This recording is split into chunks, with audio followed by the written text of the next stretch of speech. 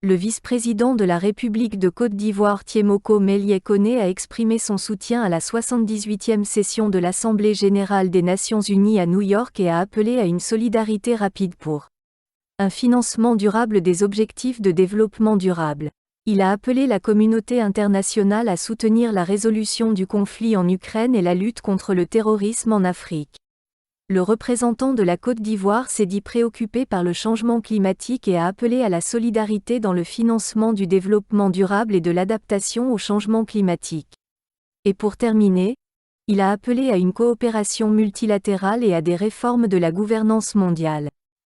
Monsieur le Président, Excellences, Mesdames et Messieurs, notre session se tient dans un contexte de grande incertitude pour notre planète et pour nos États, confrontés à des crises de grande ampleur.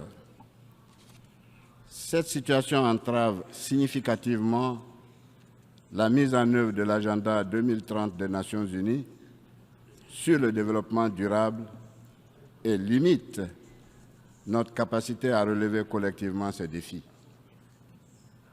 À l'heure du bilan, nous devons nous rendre à l'évidence que les ressources attendues pour le financement de cet important agenda manquent à l'appel, notamment pour les pays en développement.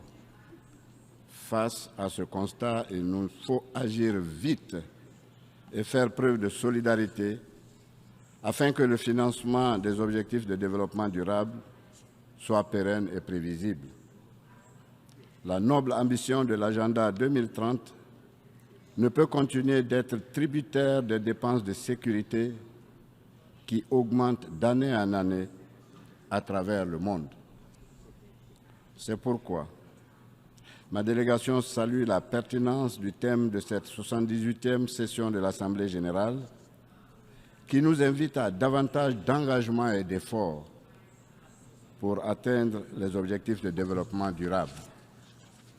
Nous devons, pour cela, réduire sans délai le coût des conflits qui minent le développement de nos pays en privilégiant la prévention des conflits et les mécanismes de leur règlement pacifique. Dans le même temps, nos gouvernements doivent renforcer la résilience de nos économies afin qu'elles contribuent au financement des ODD.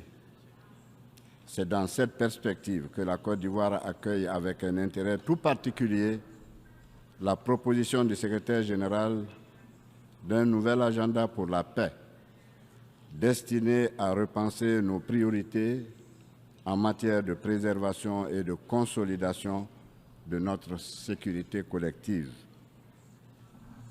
Monsieur le Président, Excellences, Mesdames et Messieurs, il est temps que la communauté internationale se mobilise et agisse afin que les parties au conflit en Ukraine et l'ensemble de leurs partenaires extérieurs s'engagent dans la voie d'un règlement politique de cette guerre. Au-delà du risque d'escalade de la violence et des atteintes aux droits de l'homme, ce conflit entretient l'inflation mondiale, engendre des pénuries de denrées alimentaires essentielles et menace de plonger des millions de personnes dans la famine. Au regard de sa portée, de ses conséquences et des flux financiers qu'elle mobilise, la guerre en Ukraine porte un coup certain au financement de l'agenda des ODD.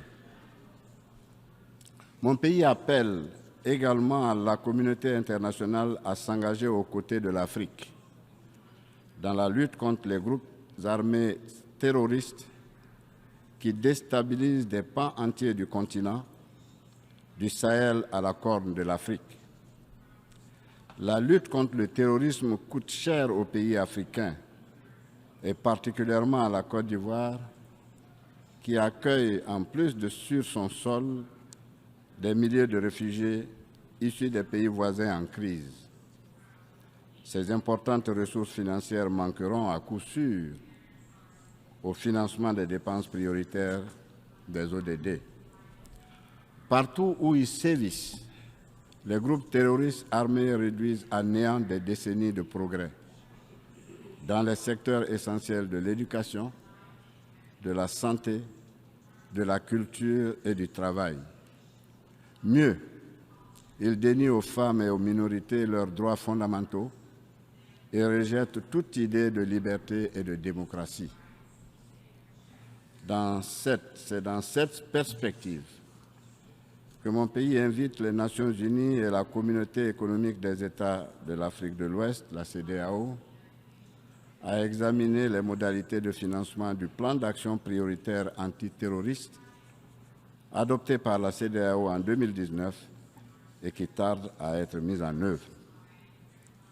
Pour sa part, la Côte d'Ivoire veille au fonctionnement effectif de l'Académie internationale de la lutte contre le terrorisme de Jacquesville, créée en collaboration avec l'appui des partenaires bilatéraux et multilatéraux et qui jouit déjà d'une excellente réputation. Monsieur le Président, Excellences, Mesdames et Messieurs, le dérèglement climatique demeure entier et impacte très fortement nos économies et notre capacité à répondre aux défis du financement du développement. Les pays en développement comme la Côte d'Ivoire, qui y contribuent de façon marginale, sont touchés de manière disproportionnée et en paient le plus lourd tribut. Tenant compte de sa vocation agricole, mon pays ambitionne de renforcer la lutte contre les effets du changement climatique afin d'améliorer la résilience des populations. Il s'agit, dans un premier temps, d'améliorer la gestion durable des ressources naturelles et de la biodiversité, et ensuite, dans un deuxième temps, d'amener les populations à développer une conscience citoyenne en matière de préservation de l'environnement et de promotion du développement durable. À cette fin, nous exhortons les partenaires qui se sont engagés à nos côtés lors de la COP 15, organisée à Abidjan en mai 2023, à poursuivre leur soutien en faveur de la mise en œuvre de l'initiative d'Abidjan, appelée aussi Abidjan Legacy Programme. Cette initiative de référence en matière de restauration des terres, de préservation de la biodiversité et de développement d'une agriculture responsable constitue une chance à saisir pour les générations actuelles et à venir. Face aux enjeux actuels, les partenaires bilatéraux et multilatéraux doivent tenir leurs engagements financiers au titre de l'accord de Paris sur le climat et faciliter de ce fait l'entrée en vigueur du Fonds pour les pertes et dommages créé lors de la COP 27 en Égypte. La Côte d'Ivoire se réjouit du succès du sommet africain sur le climat tenu à Nairobi les 5 et 6 septembre 2023 et de l'exceptionnelle mobilisation du continent pour faire entendre sa voix lors de la prochaine COP 28 à Dubaï. C'est le lieu d'inviter la communauté internationale à soutenir les recommandations de Nairobi sur le climat, notamment en ce qui concerne l'accroissement de la capacité de production des énergies renouvelables sur le continent. La multiplication et l'enchaînement des épisodes climatiques violents constatés ces dernières années entraînent partout d'importantes destructions matérielles et des bilans humains dramatiques. Ces ravages pris de notre inaction climatique effacent les progrès réalisés dans l'atteinte des ODD, en particulier par les pays les plus vulnérables au réchauffement climatique. C'est dire combien la lutte contre le réchauffement climatique va nécessiter davantage de solidarité et de ressources dédiées au financement des ODD, de même que l'adaptation de nos économies et de nos sociétés. Monsieur le Président, la pandémie de la COVID-19 a révélé la fragilité de nos systèmes de santé et ralenti, entre autres, le rythme de la croissance économique sur le continent africain. Elle a surtout rappelé l'importance de bâtir une réelle solidarité internationale pour faire face aux menaces multiformes auxquelles l'humanité demeure exposée. Les effets de cette pandémie continuent de peser sur nos économies et sur notre capacité à faire face à la demande sociale pressante. Nous devons tirer tous les enseignements d'un péril qui pourrait à nouveau menacer le monde entier. C'est pourquoi ma délégation salue la tenue, au cours de la présente session, des rencontres de haut niveau sur la prévention, la préparation et la riposte face aux pandémies, la lutte contre la tuberculose ainsi que la couverture sanitaire universelle. S'agissant de la couverture sanitaire universelle, je voudrais rappeler que mon pays s'est doté d'un régime dénommé couverture maladie universelle, entré en vigueur depuis octobre 2019.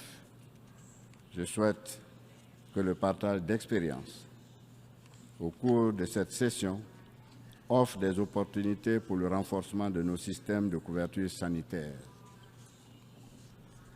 Monsieur le Président, Excellences, Mesdames et Messieurs, sous l'égide du Président de la République, la Côte d'Ivoire consolide ses avancées démocratiques. En témoigne notamment le bon déroulement des récentes élections municipales, régionales et sénatoriales que nous venons d'organiser respectivement les 2 et 16 septembre 2023. Ces élections ont vu la participation de toutes les grandes formations politiques du pays et se sont déroulées dans la transparence et dans un climat apaisé, démontrant ainsi la maturité politique du peuple ivoirien.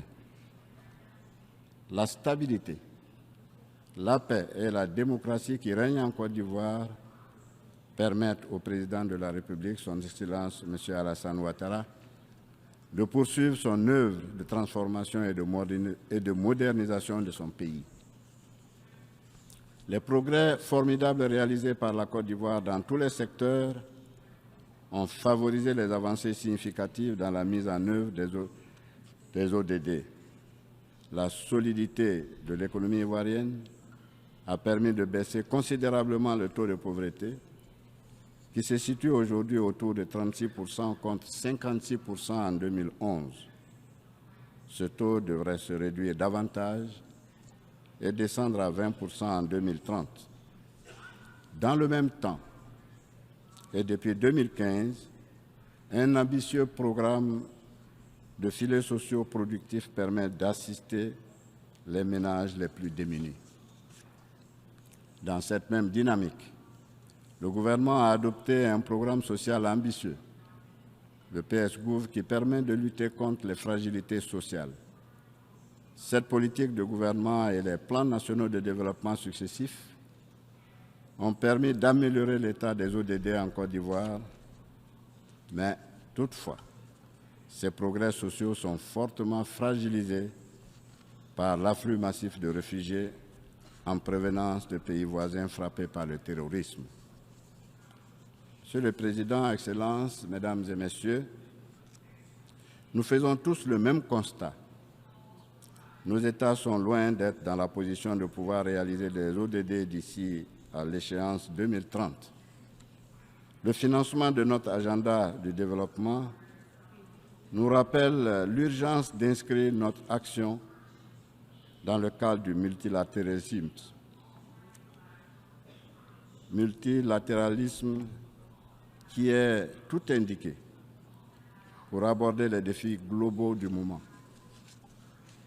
Il nous interpelle également sur la nécessité de réformer la gouvernance mondiale à tous les niveaux et à retrouver le sens de la solidarité entre les nations un principe cher à son Excellence le Président Alassane Ouattara et auquel nous a également invité le secrétaire général, son Excellence M. Antonio Guterres, dans son discours d'ouverture de cette session.